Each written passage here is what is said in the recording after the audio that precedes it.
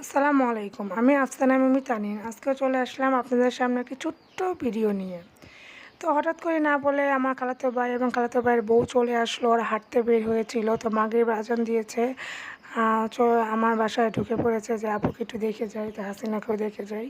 তো আপনাদের ভাইয়াও বাসায় ছিল না, তাই তড়িঘড়ি করে চলে যাবে। বলতেছে কিচ্ছু করো না, নাস্তা দেওয়া লাগবে না, আমার জাস্ট হাঁটার উপরে আসছে, দেখে চলে যাব।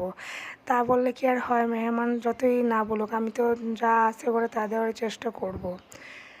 তো নুডলসটা তাড়াতাড়ি করে বসিয়ে দিয়েছি। আমি যা আলাদাভাবে সিদ্ধ করে নিব সেই সুযোগটাও নেই। এভাবেও নুডলসটা অনেক মজা হয়েছে, ওরা খেয়ে বলেছে। পাকোড়া, পাতাকপি ছিল, পাতাকপির পাকোড়া বানিয়ে নিব। তো এখানে সব মিশিয়ে নিচ্ছি আমি। নুডলসটা আমার হয়ে গিয়েছে। অ্যাকচুয়ালি পাতাকপির পাকোড়া দিয়ে দিব ভাজার জন্য, আর চা বসিয়ে নেব।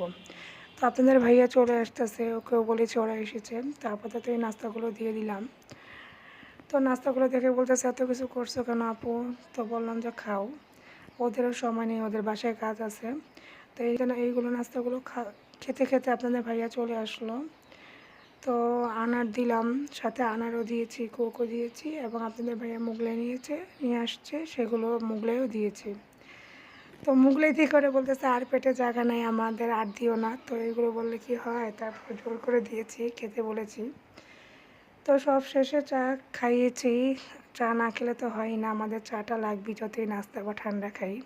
তো অল্প সময়ের জন্য আসতে খুবই আনন্দ করেছি আমরা সবাই মিলে। হঠাৎ মেহমান আসলে খুব ভালো লাগে। তা খুবই ভালো লেগেছে। আজকে এই পর্যন্তই। আল্লাহ হাফেজ।